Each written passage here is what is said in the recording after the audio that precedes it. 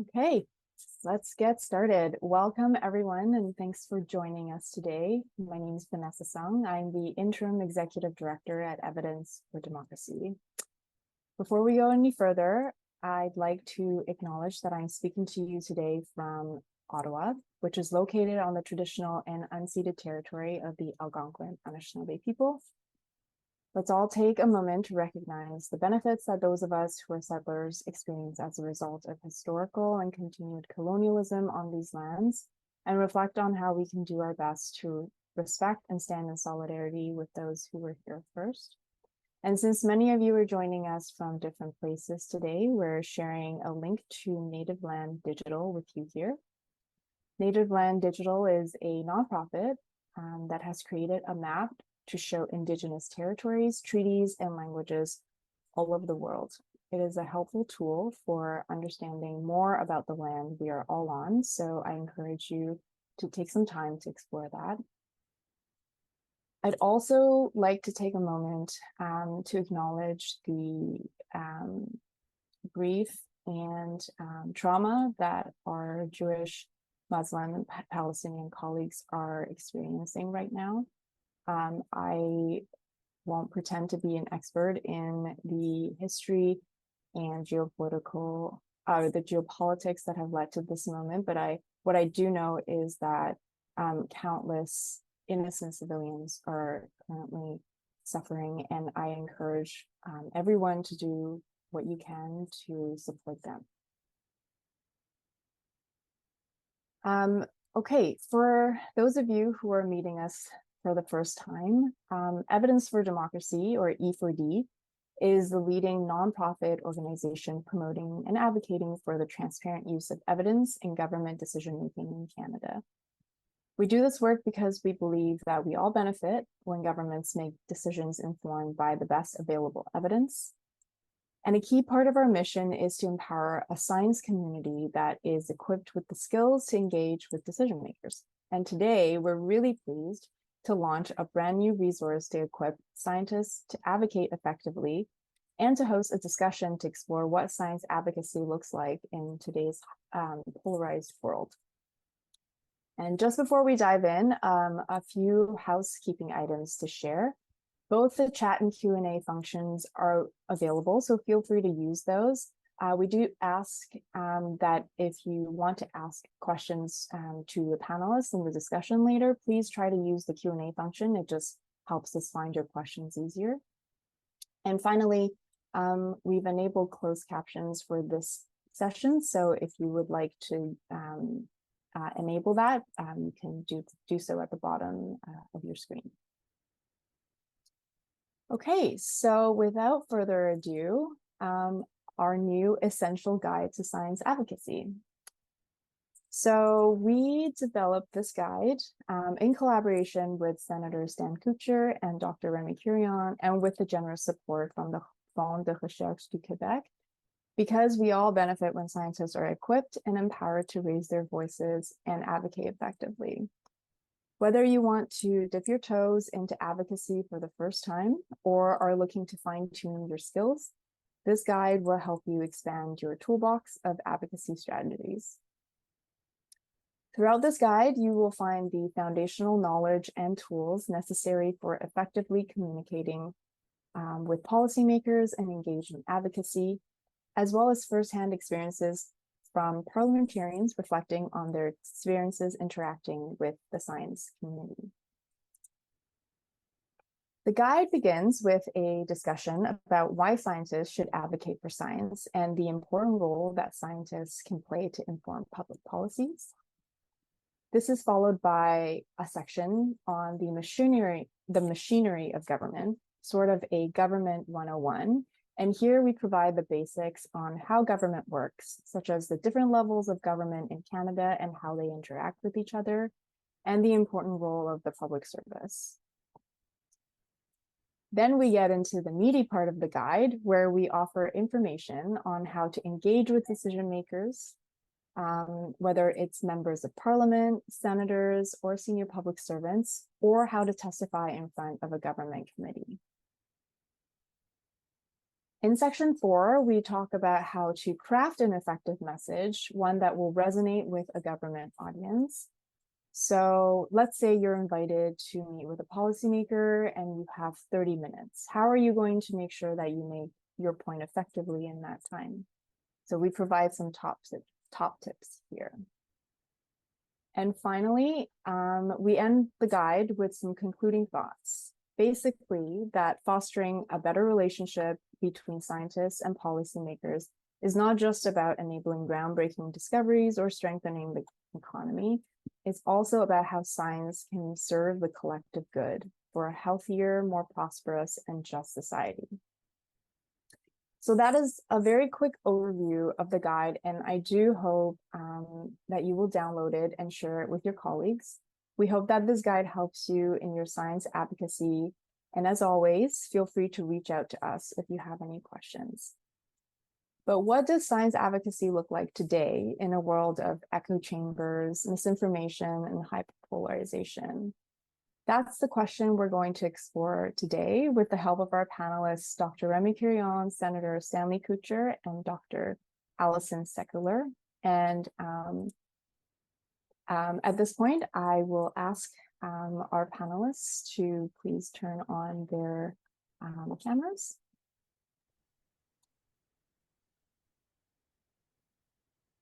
A very quick introduction of our panelists.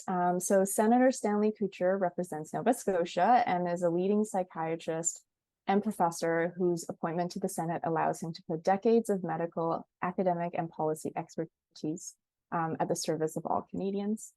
Dr. Rémi Quirion is the Chief Scientist of Québec. He chairs the boards of directors of the 3 Fonds de Recherche du Québec and advises the Minister of Economy, Innovation, and Energy on research, and scientific development issues. He's also the president of the International Network for Governmental Science Advice.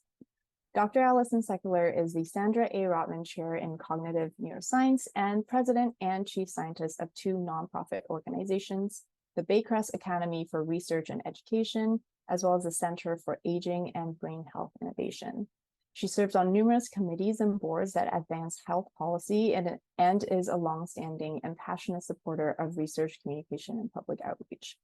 I just want to note before we go any further that what I've shared with you are extremely abbreviated versions of their biographies, and I encourage folks to look them up to see their full accomplishments and contributions to Canada. We're really fortunate to have such distinguished leaders here with us for our discussion.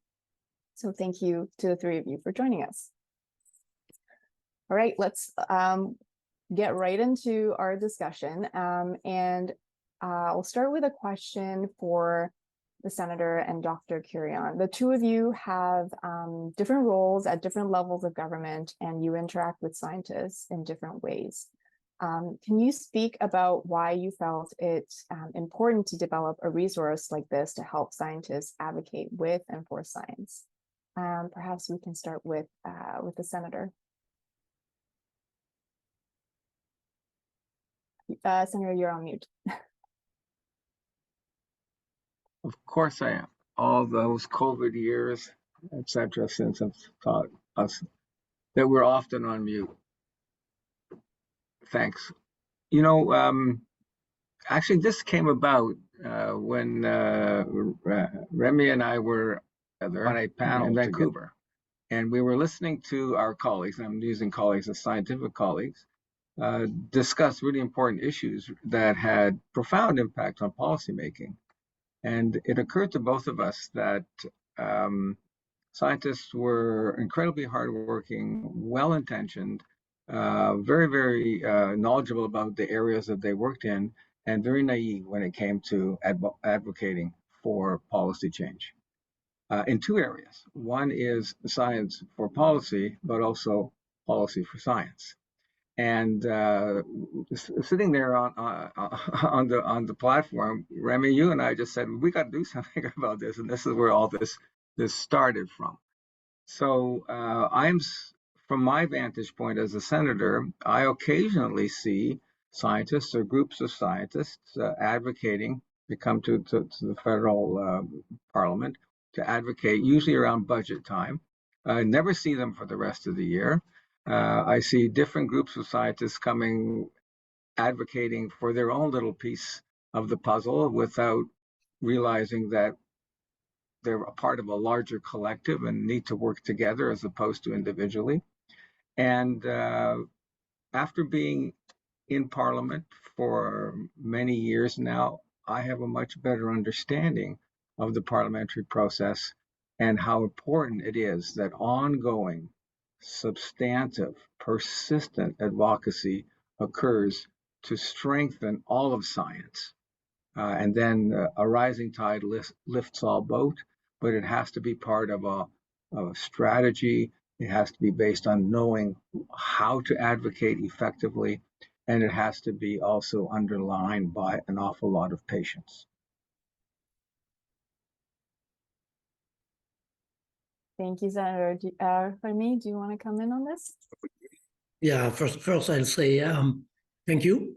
Thank you to you, Vanessa, the group at Evidence for Democracy for the work. Stan said, following some discussion in Vancouver, I'll say we need to do something about it. So I'd like to thank you for that. You have taken on the challenge of coming up with the report. I'd like to thank in my office, Julie Desruimer, very much involved with you, also discussion over the past few months. And for those of you who may be interested, on va avoir le lancement français le 6 novembre. Donc, la version française du rapport le 6 novembre. As Stan mentioned, very important to be persistent, to be at it with different group for the long run. Often we have the tendency as scientists, before I took the job I have now, well, there is a call to be there just during the budgetary consultation, and then not much happened. You're all frustrated by that. Not much happened. You have to go and you have to talk with the elected official, with high-level policymaker all the time. But one of the points, of course, is that it's learning a different type of language.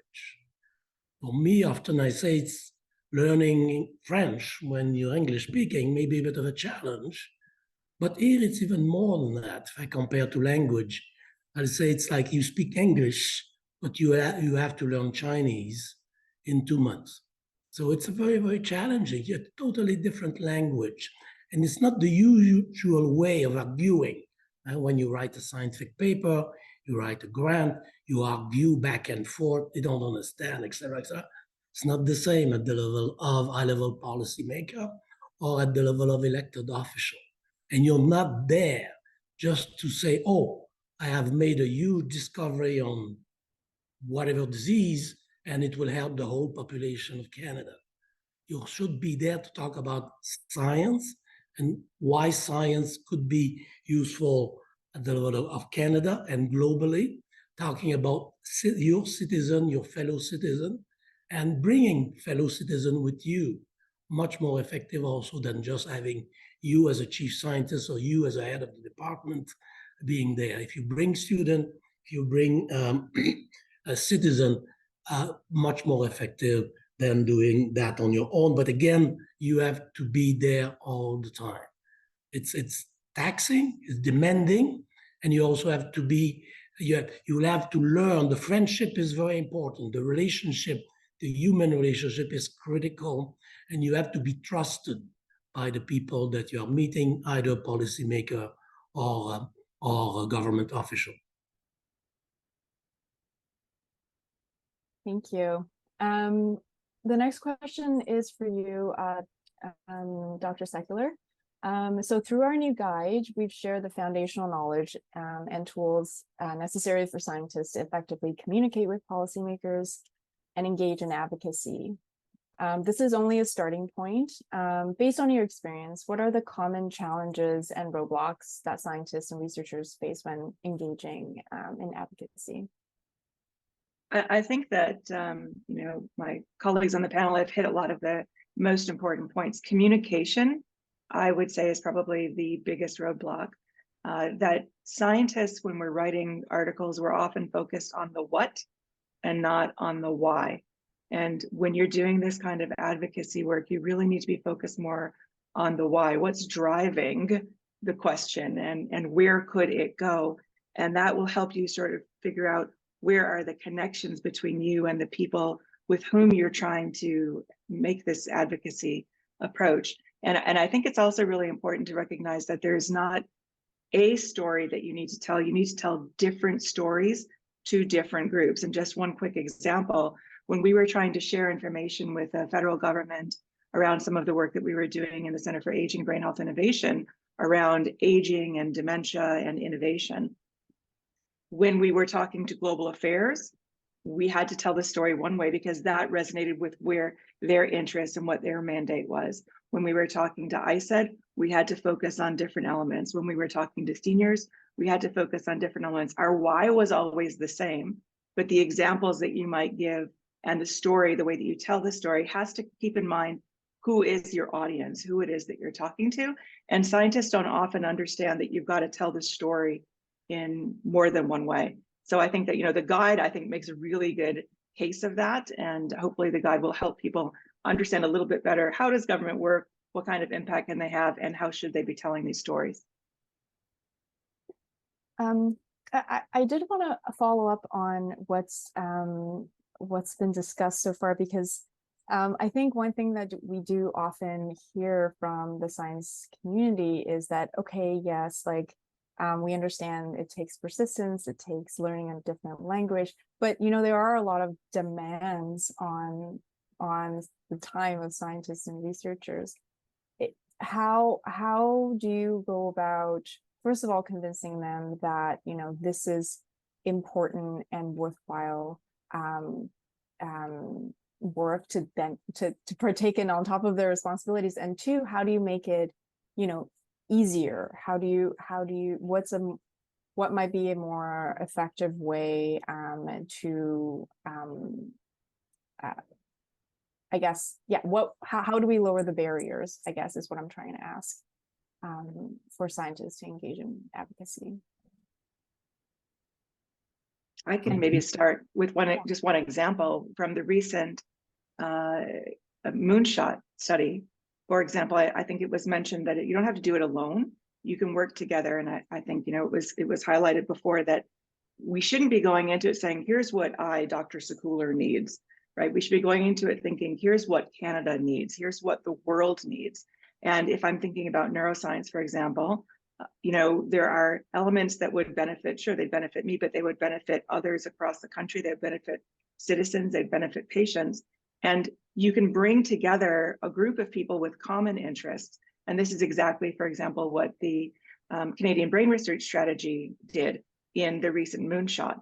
So the Canadian Brain Research Strategy reached out to all of its members and all of its partners and said, here's a template of the kind of thing that you can submit as a briefing document for this study that's happening in the Committee on Science and Research. Let's see how many we can get that have to do with brain research. And because each person was only having to do that one little element of it, and the CBRS was arranging the whole thing, working together, we had sort of a unified message. And there were more of these briefing documents that went in highlighting the importance of brain research than any other element of science across the country. So each person only had to do a little, but by working together, it made a much bigger impact. And I think that's really critical, is by having allies and seeing who your partners can be out there, taking an organized approach. It doesn't have to be one person doing everything. It can be distributed. And if you all are speaking with a common voice, it's going to have a bigger impact. Yeah, maybe I could add a little bit here. I think, and maybe with your help, Vanessa, and others, and certainly with Stan and government, maybe to change a little bit the paradigm and to find better ways to convince our scientists that science advice can be fun. It can be very rewarding. And if you do it, then you start to know high-level policymaker, you start to know member of government, you develop a relationship, and at some point I'm pretty sure that you'll find it as important as publishing one more paper in some journal somewhere. because you have impact on the ground. Again, you don't do that on your own or yourself, but doing that and learning how to do it better, and I think the report will help there. But also that's one of the mandate of INSA, the International Network of Governmental Science Advice, is to help scientists to build capacity in science advice. How you write a memo to a government, a member of parliament. How do you mentioned at the beginning, Vanessa, I think you have a 30-minute meeting with a senator like Stan Kutcher. But probably you'll have a 5-minute meeting with Stan Kutcher. So you have to deliver your message in a few minutes. How do you do that? And that's one of the goals of INSA, and building capacity in science advice at all levels. Yes, of course, scientists are very busy. They have to do a lot of stuff. But again, it could be fun. And one of the things we're trying to do now in Quebec as well is to develop science advice at different levels of government.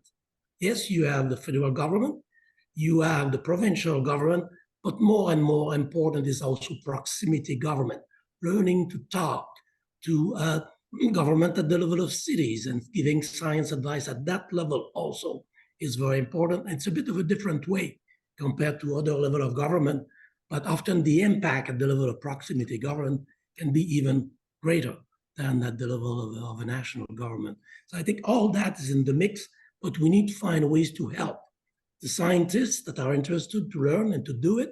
And I think the younger generation, maybe because I have too much gray hair now, but younger generation is quite keen on learning the rope and trying to do better there, especially if you think about the environment and the climate change. Mm-hmm. Yeah, thank you. And I know Quebec is really on the leading end of science advisors at the municipal level, and you, Dr. Quirion, have been involved in those efforts. So congratulations on that. Okay, so could I just raise just a couple of things from building on those excellent points. I'm not going to repeat them. I completely agree with both our presenters. I want to step back and look at the sort of conceptual framework here. And Rémi is exceptional. He's always been exceptional from the time we first met in his vision for neuroscience. But there has been, and I'm going to call this out, there has been a perception among scientists, I consider myself a little bit one of those, that lobbying is a dirty word. Let me tell you, it's not a dirty word. It is a necessity. I'm going to say that again. It's not a dirty word. It is a necessity. Do you have any idea of how many things are sitting on my desk that demand my immediate attention? Gazillions of them. And everyone is saying this is important. And you know what? They're all correct.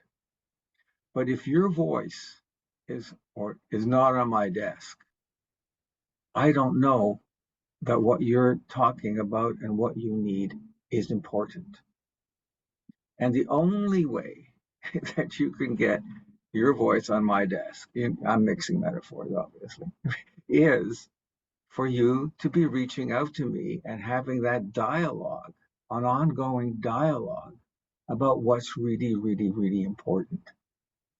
Because if you're not there, you're not there. Mm-hmm. And that's the reality of this. I didn't understand this very well before I came into the position I'm in now. But today I'm going to have 7 or 8 different meetings with 7 or 8 different groups representing 7 or 8 fundamentally important issues related to what Canada needs to do in the next 2 years, 2 months, 2 decades.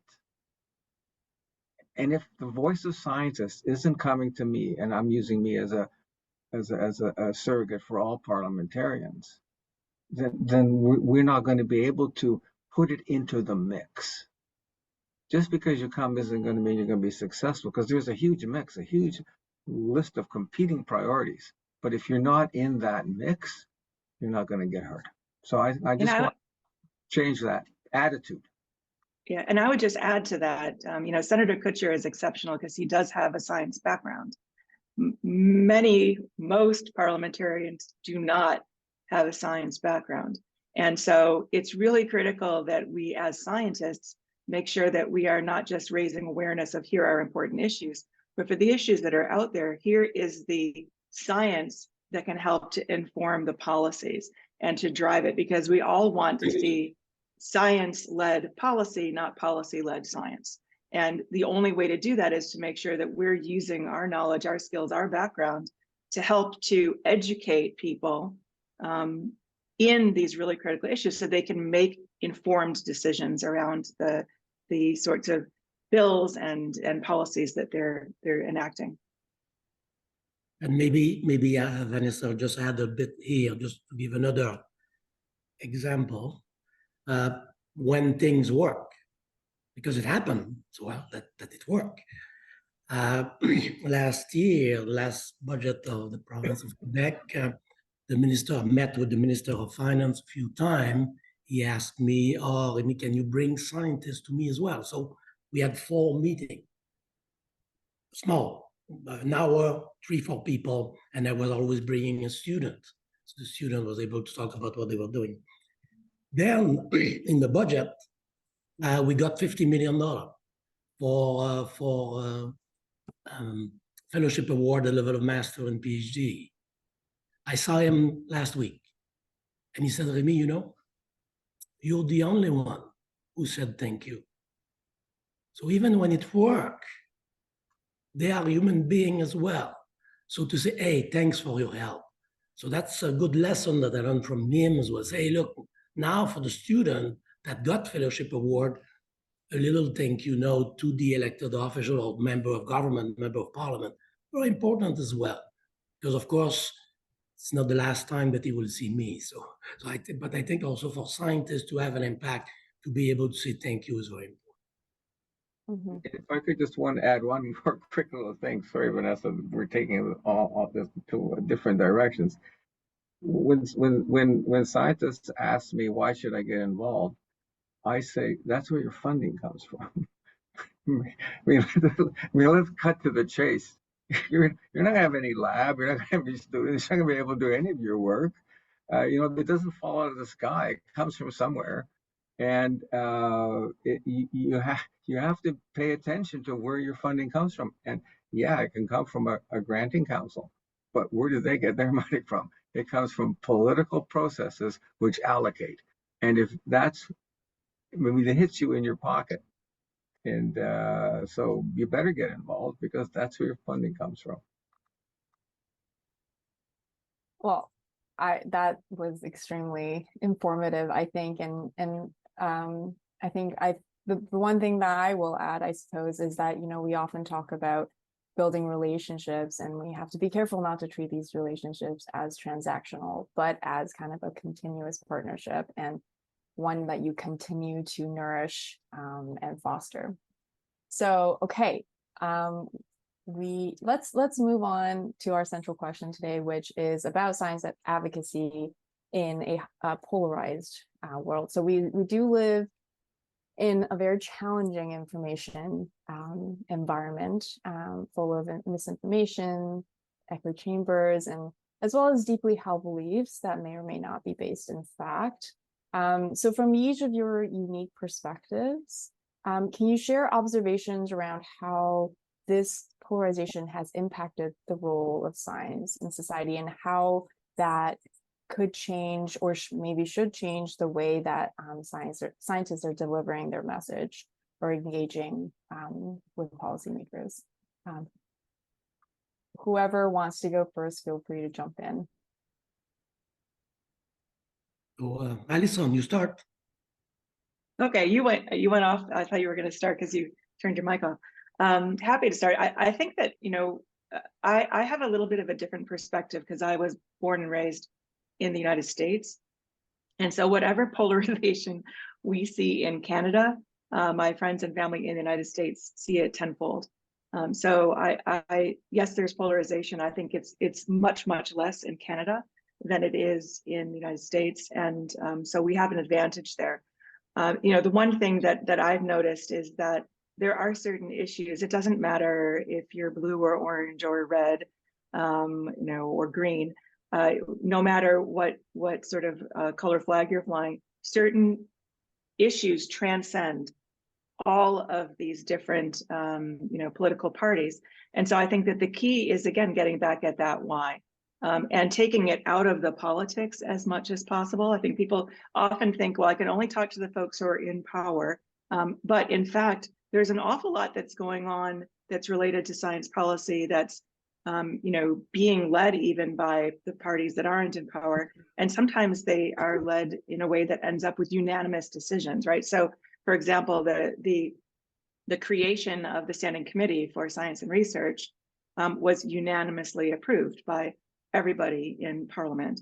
Mike Lake, who is in the Conservative Party, has passed a number of bills recently related to autism or the inclusion of people with disabilities in education and creating a national autism platform.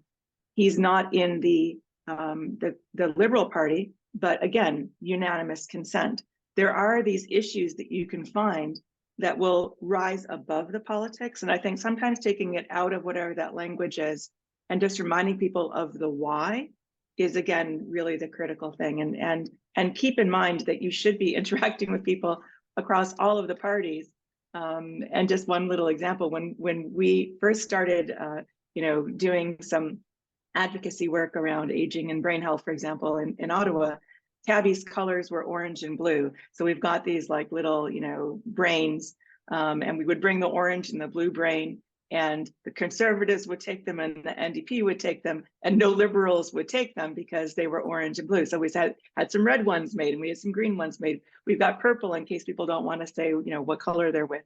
And so just little tiny things like that make a big difference in recognizing that everybody who is there, no matter which party they're in, matters. And at the base of everything, all of our parliamentarians are good human beings and want what's best for Canada. And so if we can frame it in those terms, we can reach them, I think, regardless of what the party affiliation is. Yep. And Stan, do you want to go ahead on? Sure. You can tell I'm perturbed and perplexed. We are sadly living in a post-truth era with the post-truther in chief, who was the president of the United States. But if we think that toxic populism, which is built on anti-science, is unique to the United States, we're dreaming in Technicolor. When I look around the world, Brazil, Hungary, Canada, yep, United Kingdom, everywhere, I see this rise, this toxic populism, this anti-science rise. And I am very, very, very concerned. Peter Hotez, some of the people would know the name if they don't know Peter personally. I would highly, highly recommend reading his new book, The Deadly Rise of Anti-Science. We can't ignore this. You can't put your ostrich head in a hole and hope this is going to go away. So I think there are 3 things that the science community must do.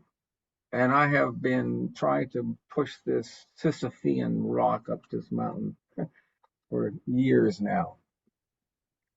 One is that we have to start effectively addressing disinformation.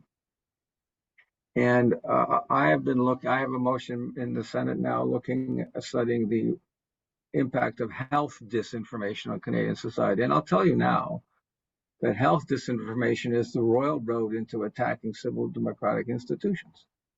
And it brings together all the QAnon conspiracy theories. It brings together the globalism cabal, their Great Reset, et cetera, et cetera, et cetera. So, but scientists and healthcare providers are strikingly silent in addressing health disinformation. Now, Science Up First was established. Tim Caulfield and I actually pulled that together, and then we stepped back from it. But we really need a coordinated effort across the entire science and health communities to address health disinformation, because it is the royal road into all the other stuff. If I look at who's an anti-vaxxer, I can bet your boots they're an anti-climate changer. I can bet your boots they're a whole bunch of other things that I'm not going to bring out on this channel today. And I know that because I've done the research. The second thing is that we have to start educating the public and politicians about what science actually means. And over again during COVID, I found people saying to me, oh, well, you just changed your advice. That means you don't know anything. No. That's the role of science. It changes its advice when it learns new stuff. Okay? It's not a belief system. It's a way of understanding the world that changes itself. It's a self-correcting process. Sometimes it gets it wrong, but eventually corrects itself because of the way that it's created. And I want to thank Vanessa for using the phrase "best available evidence," because I have been trying to get people to use that word because it captures the fact that science may not know the answers to things. Yeah. But because science doesn't know the answers to things, the answer isn't a magic carpet. the answer has to be found out. Lack of evidence is not, it means that you have to find out the stuff. You just don't put something in there, and say, okay, that's it, because science hasn't got the answer. The other thing that the best available evidence phrase uses is that it tells us that people, for political and ideological reasons, will cherry pick evidence. You look at Peter McCullough's stuff. Yeah. We'll cherry pick evidence, use that to inflame the base, and then turn it into a political protest. So we as scientists I think we're in a really crucial time in our civilization's history. We are at teetering between, and I'm going to sound alarmist, but I mean to be. We are teetering between the Dark Ages and the Renaissance, and scientists have to push our society towards the Renaissance. We can't get sucked into this black hole of the Dark Ages. So more than ever, scientists need to be advocating, be making their voices known, reaching out to the public, engaging, so people understand what science can offer the world. It's a way of understanding the world that is not based on preconceived ideologies, preconceived belief systems that want us to fight with each other and destroy each other. It's based on finding the things that bind us together. So I think scientists right now in this hyper-polarized world really have a major role to play to bring us together instead of pushing us asunder. And I know, Rémi, you want to chime in, but can I add one thing really quickly, which is just following on Senator Kutcher's point. It's really important for scientists to get out of their bubble right now, because we tend to live in and around people who think like us. And so you don't necessarily recognize that other people are holding to their thoughts. And it's all well and good to say, well, that doesn't make any sense. Why would anyone logical believe that? But there are people in government who hold these sorts of beliefs. So understanding who believes what is really, really critical, and understanding that not everyone thinks like you. So, I try to read all of the different papers every morning, not just the one that aligns with my political persuasion, so that I can see what is thinking in these other sorts of areas. And you don't want to get too far down the conspiratorial rabbit holes, trying to figure out what people are thinking and can't make sense of it. But just being aware of the fact that not everyone thinks like you, and especially knowing when you're making these kinds of points to politicians and decision makers, what is their background, what is their perspective on it. That's doing your homework, I think, is really, really critical. Thanks to both Stan and Allison. I tried to put a bit of a more positive twist to it. At the same time as the huge challenge and disinformation, we need to understand that better. It's everywhere, as Stan said. But at the same time, we have never spoke about science that much. Sometimes not the right, don't tell the right story, but science is much more in the news than it used to be. Maybe thanks to the indirect impact of the pandemic, with the great story of the vaccine mRNA that I use a lot with the elected official here in Quebec. And there is, we're kind of lucky in Canada. Overall, citizens are quite keen to find out a bit more. They are curious about science. So there is no magic bullet in my mind, but two ways that I think we need to push for with our government and our citizens is science education, to focus more on that and try to convince the Minister of Education, school, whatever, that science education is key. And as Stan said, the way you build a scientific argument, that two step forward, one backward, and so that's the way you build science. So I'm trying to talk a lot at the local level, but also at the global level about science education. The other aspect is to bring on board, I already mentioned that a bit, citizens. So we have started more and more programs, few programs that we have on citizen science, participatory science. And that way you have citizens that work with scientists. And in the end, we hope that they will understand a bit better the way we build scientific arguments. And if the citizen talk with a member of parliament, elected official, or whatever, often they'll be much more effective than me, because they're used to see me now after so many years. But I think if we bring on board citizens, again, some of them, I think the majority believe in the scientific argument. Of course, there is some that do not, but we need to find ways to understand the mechanism behind this information. And as Stan said, they don't believe in vaccine, they probably don't believe in climate change and so on.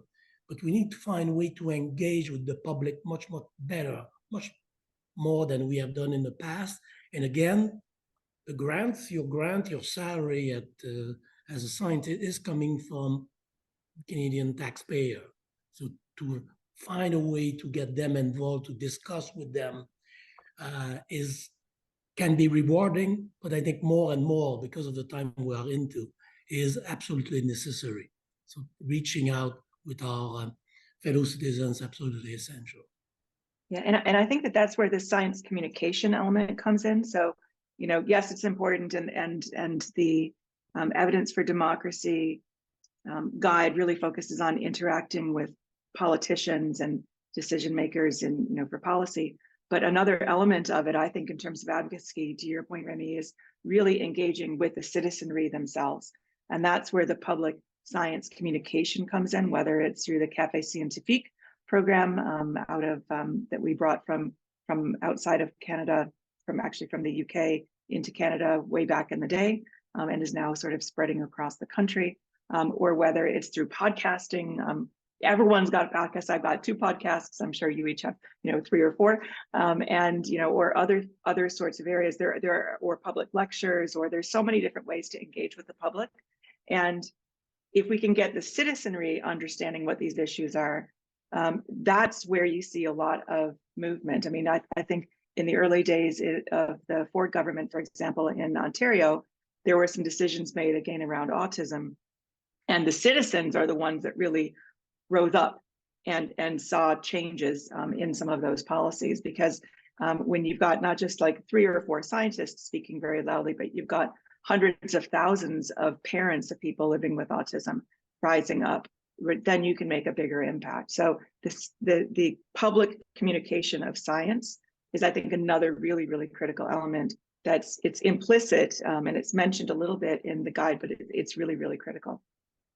If I could just riff off both Allison and Rémi here just a bit. I mean, it's a slightly philosophical question, but a very important one. It basically says, what is a citizen in our modern society? And remember, parliamentarians are citizens too. And when I look at it's the group of citizens who we are that create our social contract. And it is how we understand our role as citizens that define how we understand our social contract with each other. And this is Stan Kutcher's just three tops of mind, so take it with a huge grain of salt.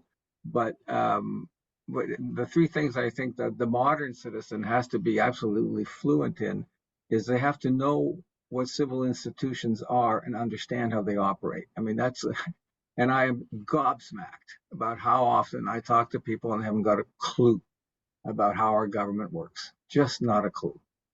The second thing is that I think citizens really have to understand what means the rule of law and what means human rights.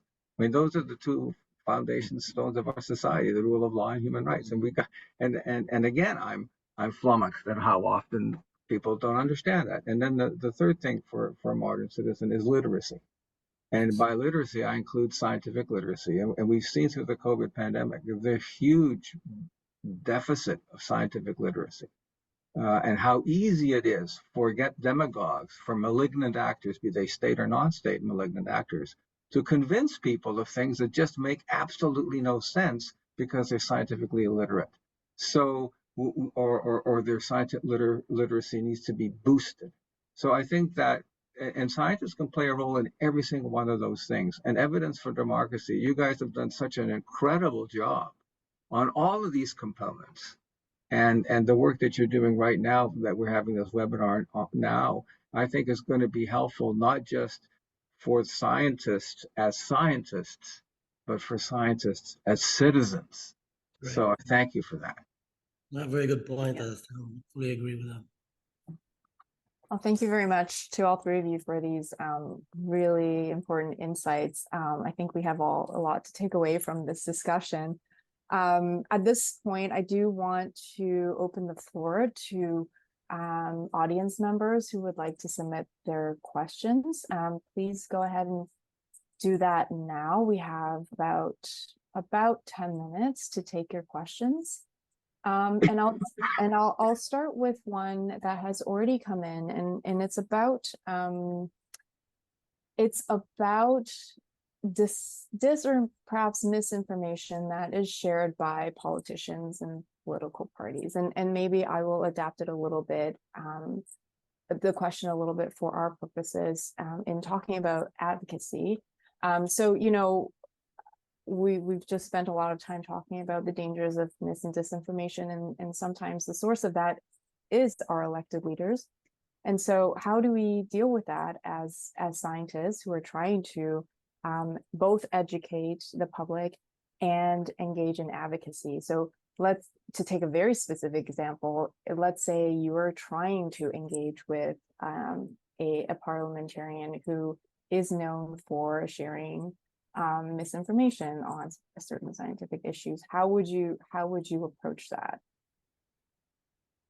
I'd like to hear Stan on that, because as a scientist and a parliamentarian, he live both worlds. Well, I can. No, I'm not going to tell. I'm not going to tell that anecdote. I think first of all we have to realize that we have a responsibility, because if we don't respond, silence means consent. In British common law. And we have to respond. How we respond, we have to be strategic and thoughtful about. You don't call out somebody and embarrass them in front of others and call them an idiot and all those things. I mean, that's just, you may want to do that, but that's not how we do it in a civilized society. So it's the two things are needing to respond, you have to, but then responding in a way that doesn't damage a relationship. And then there's a third way, and the third way is to work collaboratively to create platforms that actually monitor and respond. So Science Up First is one example of that in Canada. Bellingcat, I don't know if people know Bellingcat, they're a fact-checking organization. So how do you fact-check stuff? Well, you know, you do this way, and we're seeing the impact of fact-checking organizations on the really horrific and unfortunate events that are unfolding in the Middle East right now. And we see the difference between people who jump in and make a quick declaration about something, and then how they have to backpedal because when the facts come in. So I think that if I can go back to my old neuroscience days, some of my colleagues are more limbic system driven than frontal cortex driven. and we as scientists have to understand that, and that we have to be able to help with the brake as much as with the pedal. Can I ask you, actually, are there people that you would just say, let's just write those off? Because at some point, I mean, you can't change certain people's minds. So yes, you can inform them about things, but maybe don't waste your time trying to convince someone of something, right? So there's a difference between setting the record straight and trying to change someone's mindset. Allison, I think that's fundamental, and you said it way better than I did. Setting the record straight is essential, and you can do that. But you are right that there's some people's minds you will never change, but you can set the record straight. I mean, Katharine Hayhoe, if people haven't read Katharine Hayhoe's book on climate science, Talking to Climate Science Deniers, she's an outstanding scientist who's an incredible communicator, but then has all sorts of tips for how to talk to people. But she's clear that there is a small group of people, it's maybe getting larger, that will never change because they are invested. Their identity is invested in that. Their ideology is invested in that. Their social circles are invested in that. They've gone down the rabbit hole. They sit in this echo chamber. You're not going to change their minds. But you can fact check because other people are listening to them. And if we don't fact check and bring that information forward, the other people will go down the rabbit hole. So you may not be able to pull someone out of the hole, but you may be able to help people not jump in. And also maybe on that, like climate change, trying to find ways, and it's not easy, to make it more closer to a citizen. What does it mean for me on my street in Montreal or Toronto, climate change? So make it a bit more concrete, and then building research around that can be helpful as well. Yeah, good point. Thank you. This next question is probably more directed at Rémi, but anyone else can feel free to jump in as well. And it's a question about scientists using their time in advocacy instead of paper publishing, for example. How do the agencies consider this in their productivity? And is there really, do agencies actually really consider it for grant applications, for example, as a way of being productive? That's a very good question, and of course, no easy answer. We've been discussing that for a few years. What excellence means, for example, is it 5 papers in Nature and nothing else count, or when you're involved with these type of you discuss with citizens, you discuss with member of parliament, how to recognize that when you submit a grant proposal, for example. So these are the things that we are changing slowly but surely, because there is, we see some resistance as well in the academic community. That way, basically say we know how to recognize excellence, and this is by publication. So we need to find ways to change that. We are moving in that direction at the Quebec Research Fund, but at the same time, the university have to do that too. If the rewarding system at the level of university does not change, or in terms of promotion, various level of professorship, what we are trying to do in the funding organization, we have very limited impact. So I think many funding organizations worldwide are thinking about that, changing way to recognize excellence, but the reward system in academic institution need to change as well if we want to succeed. Yeah, and we've actually done that within the Rotman Research Institute. We updated our assessment tools for merit and advancement, progress through the ranks for our scientists. So it now actually includes advocacy. Public outreach is one of the areas that they're judged on. So if you can make it explicit, then people will work for what they're being paid for, really.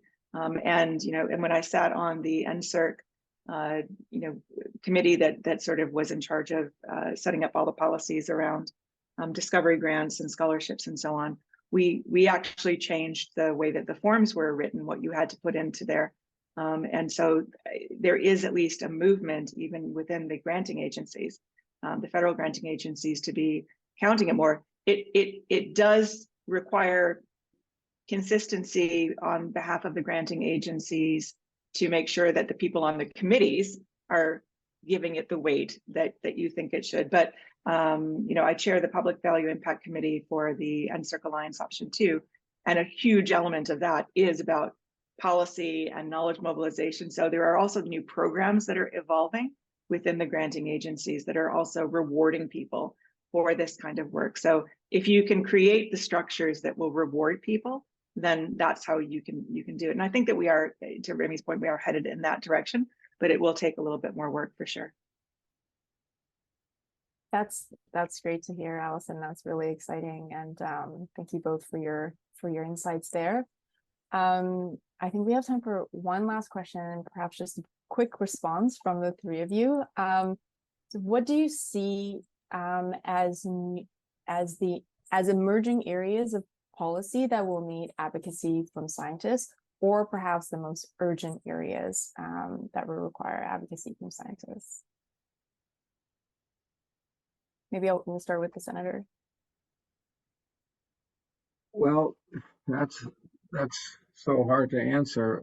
I can share with you one incredible opportunity that we need people to focus on. Bill S5, which received royal assent a number of months ago, which is a Environmental Protection Act, made protecting the human health and environment a right for Canadians, and it brought in all sorts of aspects of protecting human health and vulnerable populations in its chemical management program, which was revolutionary for Canada. The problem is that we don't have the scientific expertise and the scientific infrastructure to support the work that policy is already driving Canada for. We don't have the biobanks. We don't have the longitudinal studies that will tell us what endocrine disruptors will do across the lifespan. We don't have those components. We don't have the capacity within government, in Health Canada, which does fantastic scientific work, but they just don't have enough people and they don't have enough funding. And we don't have the capacity in our research infrastructures in the universities. We don't have it. We don't even have a CIHR Institute of Environmental Health, whatever, environment. But I digress. But here is an area that is already policy. Huge step forward for Canada, policy. But we don't have the science infrastructure to support that policy being successful. So I think that's one area, and I think all scientists can rally around that and write letters to me, saying, we'll do something about it. I have been, but I need your help. So I say, 5,000 scientists wrote to me and they said, do something about it. So please do something about it. Okay, I think that's the kind of stuff we have to look for.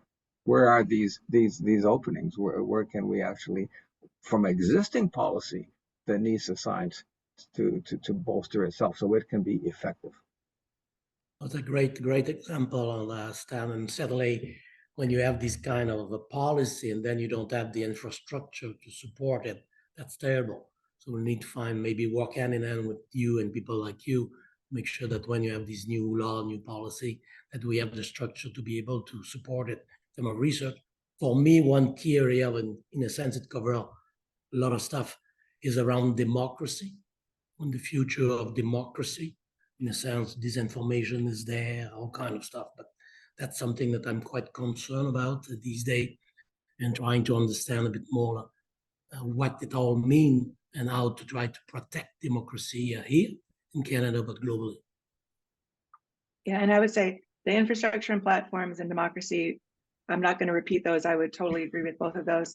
The question asker, Lisa Semchuk, was asking also specifically, is artificial intelligence an area where there might be some importance. And I would say absolutely, because this is also one of these areas where people just don't understand what it is. And yes, it can be used for evil and it can be used for good.